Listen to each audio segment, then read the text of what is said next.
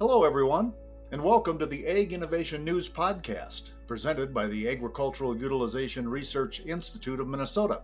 I'm Dan Scogan, your host for the Ag Innovation News Podcast, and guests on the program will shed light on innovations in value-added agriculture, will highlight important voices and work that's being done throughout the Minnesota ag sector, and educate the public about resources and organizations that support Minnesota agriculture. Today, we want to welcome to the Ag Innovation News Podcast, Junita Flowers from Junita's Jar, a cookie with a message. Junita, welcome to the program. Thanks, Dan. Great to be here today. This is going to be fun because I think you have a great story. And let's start with the story on you yourself, a little background on you and a little history about Junita.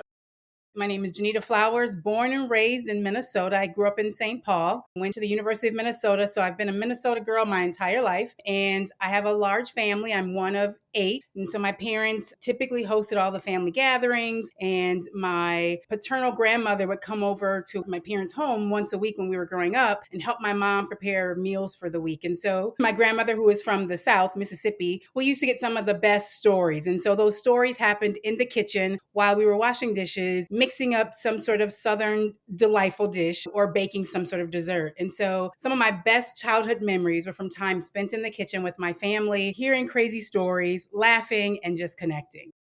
And you turned that into a food business, is that right?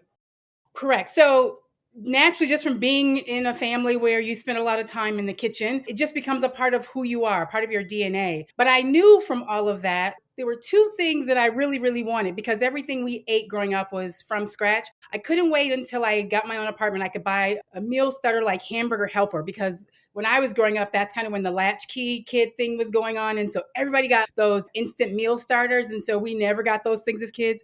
Couldn't wait till I could buy that. And I couldn't wait until I didn't have to cook anything from scratch because that's all we did. And so fast forward to life as an adult, I found myself in an abusive relationship for many years, and I didn't know this is what I was doing at the time, but I turned to baking as a way to manage the chaos of my life and the surroundings because it connected me to my childhood memories, my best memories in my life. And so I didn't know that was going to turn into a business, but that literally was how I was able to survive during many years of my life. It brought so much life to me just from baking. And then I shared some of the baking with my kids, and it kind of just sort of started organically during some of those years when friends of mine were having babies. I started baking cookies for baby showers and little functions that we'd have to connect. And I've always known I wanted to be an entrepreneur since I was 12 years old. And so it was kind of at this point in my life as an adult where I felt like I lost everything. My life didn't turn out the way that I wanted to be. I found myself as a single mom. And so I felt like I hit rock bottom. And I'm like, well, I can't go any lower. So why not take a chance and try this thing of entrepreneurship and maybe see what you can do with this cookie thing? And so I decided that the thing that would be my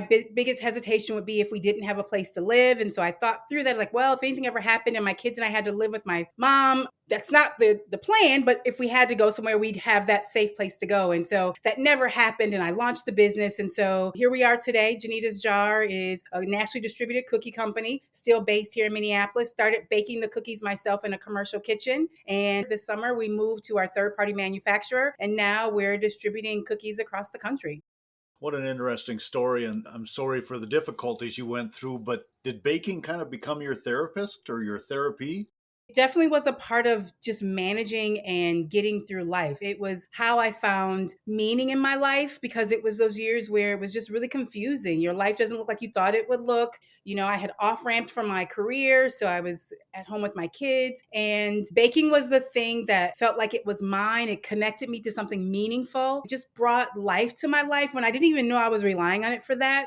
Was kind of going back to your foundation. My foundation was spent in the kitchen, connecting with my family, connecting with my family stories. And as an adult, it wasn't some plan, hey, why don't you bake so you can connect? No, it was what I turned to when I needed a way to escape from the hardship of life. And so it carried me through some of the years. It put a smile on my face on days when I didn't feel like I wanted to smile. And so it was so much more than just making a cookie. It was literally a source of hope for me as I was trying to figure out how do you take the pieces of your life that felt like they were kind of destroyed and shattered, and how do you bring those things together and create something meaningful and something you're proud of? And baking cookies from scratch brought that to me. And isn't that what we hear people say, that they have to go to their happy place or their comfort place? And that definitely was baking for you. Exactly. And again, it wasn't that I thought, oh, look at that. It was literally what I experienced as a child growing up. And I had so much joy in the kitchen. My mother, my grandmother, they really never had recipes around. It literally was just about creating something and then sharing it with someone else.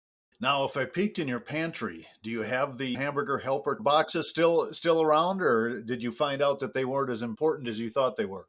I found out it was overrated. It was one of those things where you just want what you can't have or what you didn't have. And so I turned back to what I knew. I've always been a picky eater. And so when you're kind of picky eater, you have to kind of make things from scratch because you're always putting different things together to create something that you'll eat. You mentioned that you weren't fulfilling your dream of your career. What were you hoping your career was going to be? When I was 12 years old, I always knew that I wanted to go into business. I didn't know at the time what I wanted to do, but I was completely fascinated at the age of 12 from what I was learning about entrepreneurship. And what I knew was that if something didn't exist, an entrepreneur could create it. And so you fast forward to adult life. I spent my professional career in nonprofit communities, serving youth and family through nonprofits, community serving organizations. There's still that drive in me that wanted to start my own business. I just hadn't defined what it was until later in life. I thought it would be a coffee shop, but I didn't find the right time to figure out that piece. And so it was really the dream of when I was 12 years old of knowing the idea of an entrepreneur creating something and then the fulfillment that came from baking cookies that brought those two things together to create something meaningful in my life. And literally, entrepreneurship and the art of baking cookies really came to me and nurtured me. And I just had to spend some time figuring out how do I make money doing it.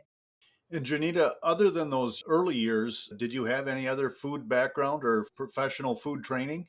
Absolutely not, because I knew that when I became an adult, I would not be in the kitchen because my parents did not have a dishwasher. So my mom said, I don't need a dishwasher because I have eight of them because there were eight kids.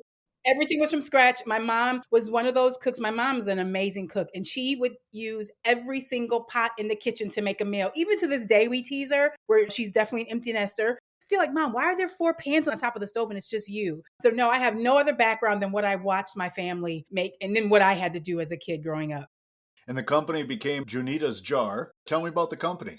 Initially, there were many attempts to try to get a business launched beginning in 2009 by going to farmers market, but that was during really tough years of my life. So I could never really get it off the ground. And at that time, I was trying to build a business called Favorable Treats, and we were making frozen dough. And I just never could get it off the ground. So I had to wait until time was right. And so 2018 is literally when I started Janita's Jar, and it's a cookie company, and it's literally bite sized cookies that I think are inspired by childhood recipes, the recipes I spent time making when I was growing up. And it's really about satisfying the sweet tooth cravings with the buttery, rich taste of homemade cookies and infusing those cookies with the concept of hope because that's what gave me life. And food is all about giving us life and connections and bringing those two things together to put a positive impact into the world. And so we used our platform initially by doing what we called cookies and conversations. And we would speak to college students about the impact of relationship violence. And we use cookies as the way to get them to come to the meeting and as a tool to connect people. And then COVID hit in 2020 where we couldn't meet in person. And so that's when we went through this process of redesigning our packaging. Our cookie packaging is purple. That color is for domestic violence awareness. And in 2019, I delivered a TED Talk. It's called It All Begins with Hope. And we have that QR code on the back of my cookies, and that tells our brand story. Because, yes, Janita's Jar is all about creating these cookies that remind you of those homemade cookies that you made as a kid. But it literally is a cookie company that's about a message of hope. That's what our key differentiator is. Because when you see our packaging, when you think about the story behind the brand, and when you're enjoying cookies with others, we want you to connect. We want you to think that there's so much more to life, regardless of where you are, or if you're just thinking about it's time for me to step out and do something. We want to infuse that in our bags of cookies, in our social media, and how we put ourselves in the world as Janita's Jar, because that's what we want people to remember us for. And I think back to when I was growing up on a small dairy farm in the 60s and 70s, and the neighbor, family and friends would come over, and the coffee pot would go on, and the cookies would come out of the cookie jar, and that's where we would do our social media. We would sit around the table and talk about the kids and the problems of farming and how poor we were, and this just sounds like an extension of that. Pouring a lot of love into a product that you hope will carry on when people reconnect. Absolutely. What you just described, so many people can relate to that concept of being in the kitchen And whether it's tea, coffee, whatever, milk, whatever that beverage is, and whatever the food item, whether it's a casserole or whether it's dessert, a pastry, people coming together. One, there's a sense of pride in sharing, whether it's sharing a cup of coffee that you just made or cookies that you baked. There's a sense of pride you have when you're sharing your space with someone else. And then you add on the connection, and it just makes, like you said, the social media, the time to connect and build those deeper relationships with others.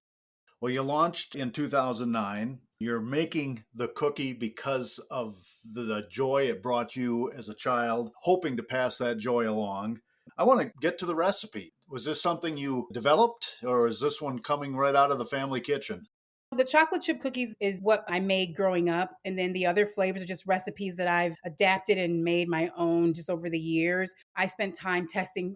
I jokingly laugh. And when we were moving to our third party manufacturer, when you send over your spec list, and I'm like, well, this is the only kind of flour you can use because I've tested every flour on the market because I didn't like hard cookies, what we used to call them, but I knew that I needed a crisp cookie because we were also dealing with shelf life and we didn't want to add preservatives. And so if it was going to be this crispy cookie, I needed to make sure that it was a cookie that I would eat, and I'm a picky eater. And so I tested almost every flour on the market, trying to get the right texture, the right consistency, and making this mini bite-sized cookie because I wanted to make it enjoyable to eat, not just enjoyable to taste. And so it was inspired by my time in the kitchen. My mother, my grandmother primarily made cakes and pies, but we did make the occasional chocolate chip cookie. And so that's where the chocolate chip cookie recipe came from. We didn't have store-bought desserts growing up, and that's really where my need to make my own cookies came because I had adapted my taste buds to the cookies I made growing up.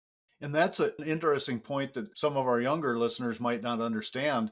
We didn't buy our pastries and our treats at a store, they were made at home. I don't think I had a store-bought birthday cake until I was an adult. I remember I told my grandmother all I wanted for my birthday, and when I was an adult, was I wanted her to make my chocolate cake. Like, because that's what I knew. And so till to this day, if I have a store-bought cake, I will never eat the frosting because I never adapted to that taste. So yes, I still crave some of those. My grandmother's in here any longer, so I don't get those birthday cakes anymore, but that's what I used to request. Junita, we want to talk about reception of the product and where it can be found and stuff, but I want to go back for just a second. Just have you talk about your vision and mission on these cookies and how you saw them as a way to spark conversation and maybe spread hope and fill in some blanks there on that mission and that vision from Juanita's jar.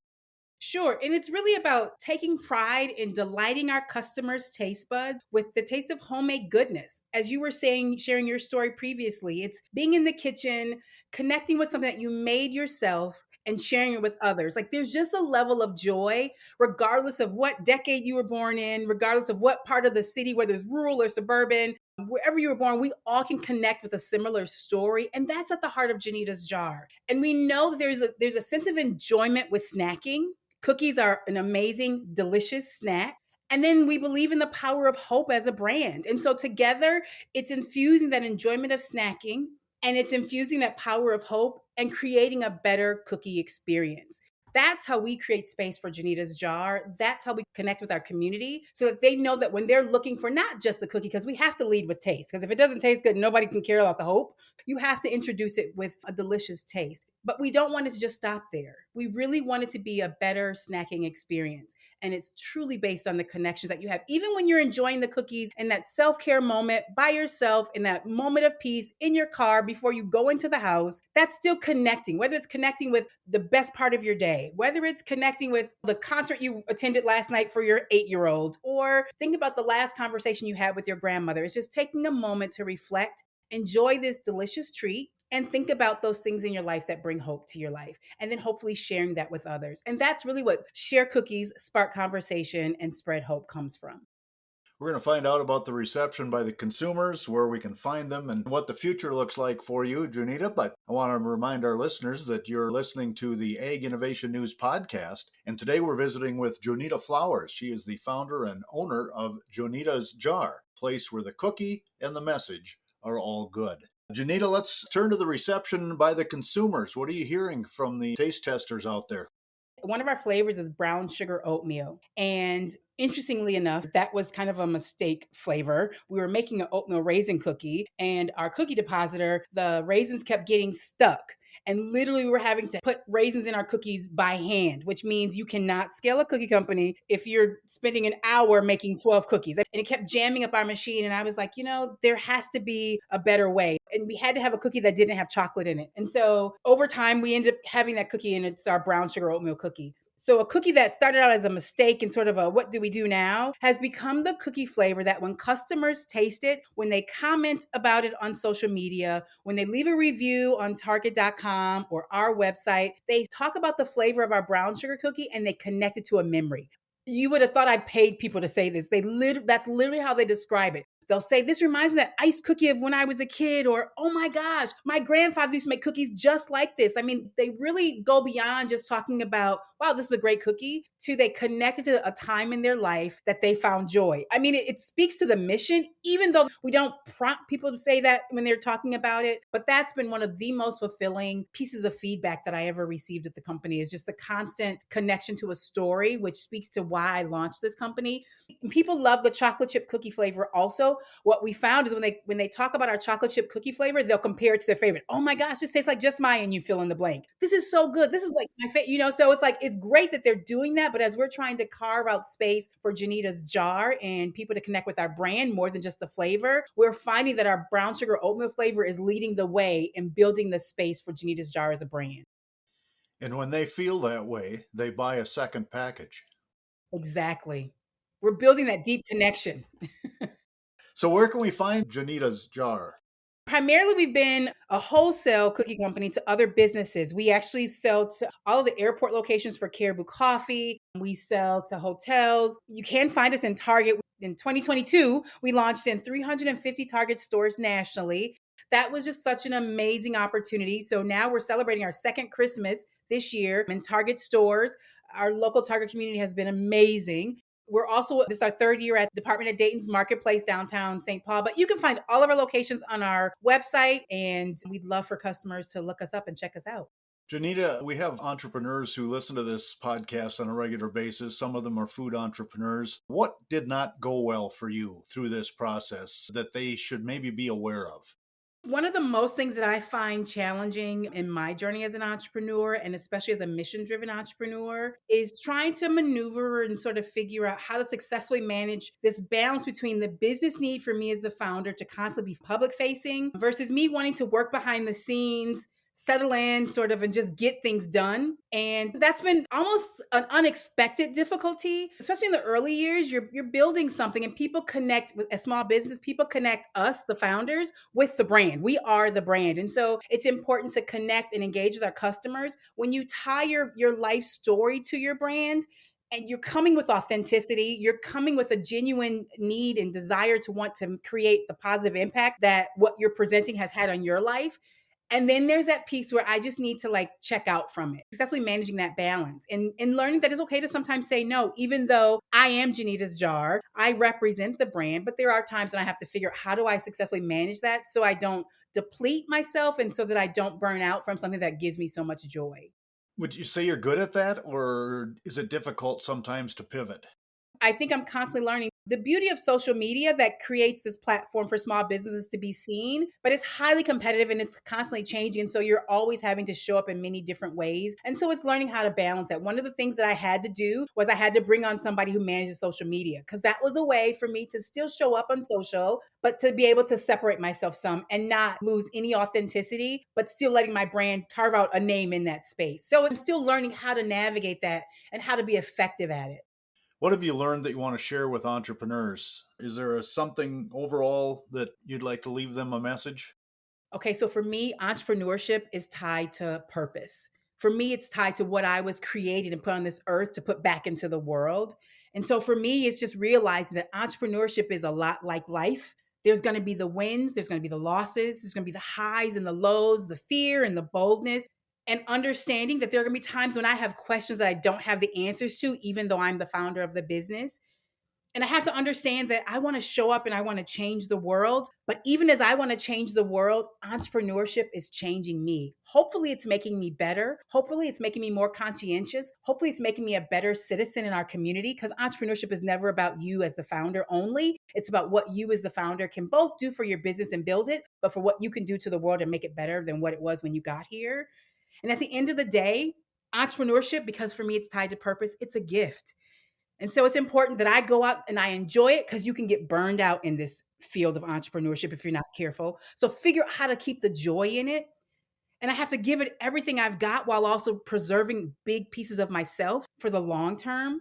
And then I got to make sure that I'm celebrating every piece of the journey along the way, because entrepreneurship is not about some destination. It literally is about the change that's happening in you and the mile markers along the way. And if you don't identify, if you don't celebrate the mile markers, you can spend your time, you can spend your life, you can spend your time as an entrepreneur and never get the joy out of it, never get the meaning out of it that it was created to give to you. So that's what I've taken from it. Junita, I hear joy still in your voice. I think you're enjoying this. I am. I wish I didn't have to. Some days, like, so when do I figure out I've mastered this whole thing? I'm figuring out that I don't know that time comes, because I haven't got there yet. How about the next year or two? I want to ask you long range future as well, but short term, next year or two, what's coming up for the company? Are we seeing new products? Are we seeing more distribution? What's on the near horizon? Yes, we have amazing opportunity coming up in 2024 where we'll be able to have an opportunity with a major airline. It just speaks to the hard work that I've been putting into the business. So we're spending a lot of time preparing for that. We just launched our third party manufacturer, and they've been an amazing partner in this business journey. And so it's continuing to grow and develop that relationship so that I can continue to focus on building relationships with my community and selling our cookies. And so that's what I'll be spending the next year doing. And then long term, 5 to 10 years, where do you see this company? So Junita's Jar is a platform for me to be able to inspire women, particularly because that's where my story comes from, but inspire women to live their best life and take a chance on themselves. And so that's what I'll eventually transition to, is a platform to be a speaker that inspires and sparks change for women that think, is this it for me? And I'm here to say absolutely not, and to inspire that spark of joy as they begin to rethink that perspective on their lives. And we all encourage each other and go and live our best lives. Junita, if people are interested more in your story, in your business, in your product, is there a quick and easy place they can go to get more information? Yes, our website is the best place. You can also catch my TED Talk link on my website, and that's junitasjar.com, JUNITASJAR.com. And then final word from you. We're going to wrap things up here, but what do you want to leave our listeners with today? I really think it goes back to living your best life. Entrepreneurship has created both a connection to my purpose in life, it's created financial freedom, and it's added so much richness to my story. And while your journey may or may not be entrepreneurship, my challenge is figure out what that thing is and go after it with everything you have, because that's what determines our life story. And our life story is just that, something that we're writing every single day. We wake up and we get up and we go and live it, perform it, display it. So go out and give it everything you have, because tomorrow is just another day that we're not promised to be able to do what we did today. So do it today. Junita, it's been a pleasure. Good luck in the future, and we hope to talk again. Thanks so much, Dan. It's been a pleasure. Thank you for having me.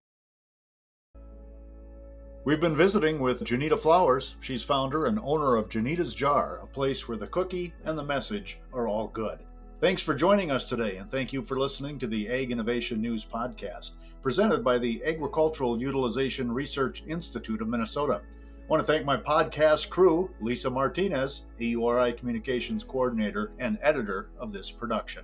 To learn more about AURI, visit us at auri.org.